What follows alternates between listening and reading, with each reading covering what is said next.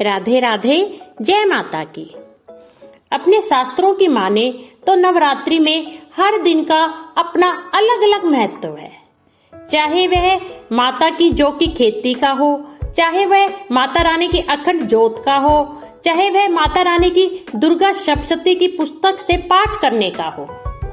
परंतु जो कन्या भोज का जो महत्व है वह इतना ज्यादा है कि अगर हम कन्या भोज नहीं करते तो अपनी नवरात्रि की पूजा संपूर्ण नहीं मानी जाती। कहा तो यह जाता है कि नवरात्रि के दिन अगर हम रोज कम से कम एक कन्या का भोज कराएं तो बहुत ही उत्तम फल प्राप्त होता है। परंतु अगर हम ऐसा नहीं कर सकते तो कम से कम अष्टमी या नवमी तिथि को हमें कन्या भोजन का जरूर पूजन करना चाहिए। अगर आप 9 या 5 कन्या नहीं जिमा सकते तो कम से कम 3 कन्या अगर आप जिमाएंगे तो वे महाकाली, महालक्ष्मी और महासरस्वती का रूप मानी जाती हैं, तो तब भी आपकी पूजा जो है संपूर्ण मानी जाती है। मान्यता है कि 2 वर्ष की कन्या का पूजन करने से दुख और दरिद्रता दूर होती है। 3 वर्ष की कन्या के पूजन से धन धान्य और समृद्धि आती है। 4 वर्ष की कन्या के पूजन से परिवार का कल्याण होता है। 5 वर्ष की कन्या के पूजन से व्यक्ति रोग मुक्त हो जाता है। 6 वर्ष की कन्या के पूजन से विद्या और राजयोग की प्राप्ति होती है। 7 वर्ष की कन्या के पूजन से ऐश्वर्य की प्राप्ति होती है। 8 वर्ष की कन्या के पूजन से वाद विवाद में विजय प्राप्त होती है और 9 वर्ष की कन्या के पूजन से स्त्रियों का नाश और असाध्य कार्य पूर्ण हो जाते हैं।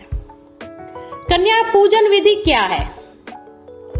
आप सुबह जल्दी उठकर स्नान कर भगवान गणेश जी और मां महागौरी की पूजन करें। इसके बाद 2 से लेकर 10 साल तक की कन्याओं को भोजन के लिए आमंत्रित करें। साथ में एक छोटे लड़के को भी बुलाएं। सबसे पहले सभी कन्याओं और बालक के पैर धोएं। इसके बाद उन्हें बैठने के लिए आसन दें। फिर उनके माथे पर कुमकुम और अक्षत का टीका लगाएं। फिर कन्याओं के उल्टे हाथ में और लड़के के सीधे हाथ में कलावा बांधें। फिर उनके माथे पर कुमकुम और अक्षत का टीका लगाएं। फिर सभी की आरती उतारें। फिर कन्याओं को भोजन कराएं। इस भोजन में पूड़ी, चना और हलवा जरूर शामिल करना चाहिए। कन्याओं को भोजन कराने के बाद यथाशक्ति उन्हें कुछ न कुछ उपहार दें। अंत में कन्याओं के पैर छूकर उनका आशीर्वाद प्राप्त करें। नवरात्रि में कन्या पूजन की शुरुआत अपने घर से ही करें। सर्वप्रथम अपने घर की पुत्री, परिवार की भतीजी या भांजी कन्या को भोजन करवाएं, उनका पूजन करें। और पूजन से पहले अपने हाथ में आप जल लेकर यह संकल्प करें कि नवरात्र में कन्या पूजन के लिए मैं अपनी पुत्री को देवी मानकर उनका पूजन करती हूँ या करता हूँ। अगर घर में छोटी कन्या ना हो या आस पड़ोस में छोटी कन्या ना हो तो आप घर के मंदिर में माता की पूजा करके उन्हें विभिन्न प्रकार के भोग लगाकर और माता को भेंट सामग्री अर्पित कर दें। महानवमी के दिन माँ का विशेष पूजन कर पुनः पधारने का आह्वान कर विदा होने के लिए प्रार्थना की जाती है।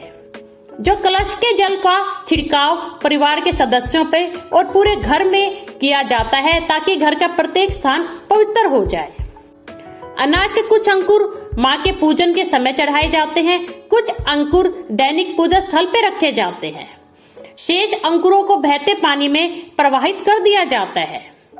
कुछ लोग इन अंकुरों को शमी पूजन के समय शमी वृक्ष को अर्पित करते हैं दशहरे वाले दिन, और लौटते समय इनमें से कुछ अंकुर अपने केशों में धारण करते हैं। जय माता की। धन्यवाद।